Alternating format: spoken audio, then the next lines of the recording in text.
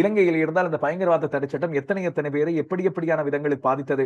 அது தனியே தமிழ் மக்களுக்கு மட்டுமல்ல, முஸ்லிம் மக்களையும் பாதித்தது. அரசாங்கத்துக்கு எதிராக குரல் கொடுத்து வந்த முற்போக்கு சக்திகளையும் பாதித்திருக்கிறது. அவர்களையும் கைது செய்துதான் உதவியது. நாங்கள் சொல்வது பயங்கரவாத தடை சட்டம் என்ற ஆபத்தான விடயத்தை அகற்றுங்கள். அது அரசாங்க பலமுள்ள ஆட்சியாளர்களுக்கு தங்களுக்கு எதிரான சக்திகளை முடக்குவதற்கு இலகுவாக பயன்படுத்தக்கூடிய ஒன்று.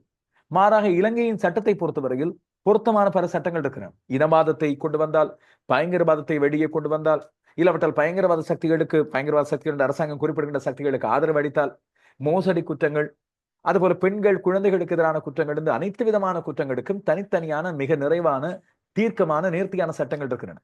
அந்த சட்டங்களை பயன்படுத்துங்கள். பயங்கரவாத தடை சட்டம் என்பதை கைதுகளுக்கு பயன்படுத்தக்கூடாது. அது அனைவருக்கும் பாதிப்பானது. இதனால் தான் அதை நீக்க சொல்லி சொல்கிறோம்.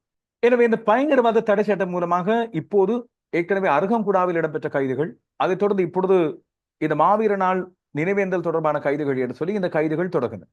இது இனிவரும் காலத்தில் எல்லோர் மீதும் பாயக்கூடிய ஆபத்து இருக்கிறது. ஆட்சி பீடத்தில் உள்ளவர்களுக்கு இது இலகுவாக போய்விடும், தங்களுடைய அதிகார பரத்தை வைத்துக் கொள்வதற்கு. இதனால் தான் இதை நீக்க வேண்டும்.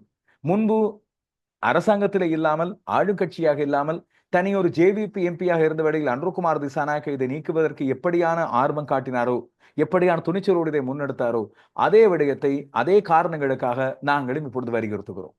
இதுவேளை திருகோணமலையிலிருந்து கிடைத்திருக்கின்ற இன்னொரு செய்தி சற்று வித்தியாசமானது. இந்த பயங்கரவாத தடை சட்டம் ஆனது எப்படியான விடயங்களை அண்மை காலத்தில் கொண்டு வந்திருக்கிறது என்பதற்கு இது ஒரு சின்ன உதாரணம்.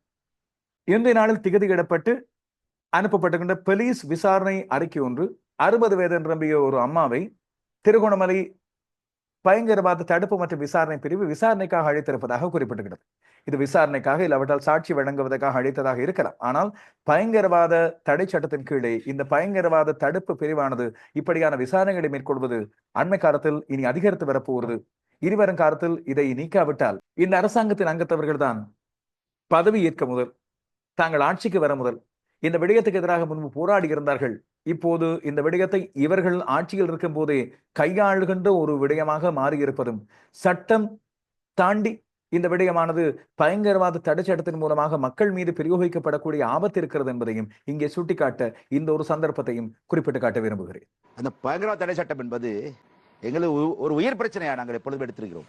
சில வேளைகளில் எங்களை விட அவர்கள் அதிகமாக பேசிய காலகட்டத்தில் பார்த்தோம். ஆரம்பத்தில் அப்படி இருக்கவில்லை. ஆரம்பத்திலே இந்த பயங்கரவாத தடை சட்டம் என்பது தமிழர்கள் குறிவைத்துக் கொண்டு வரப்பட்ட சட்டம். நாங்கள் தான் துன்பப்பட்ட துயரப்பட்டோம், யார் கண்டுகொள்ளவே இல்லை.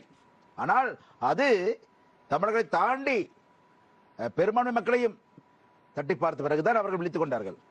அதை மன்னித்து விட்டோம் நாங்கள், பரவாயில்லை. அப்ப கூட இப்படி சொன்னவர்கள் திடீரென்று குத்துக்காரம் அடித்திருக்கார்கள்.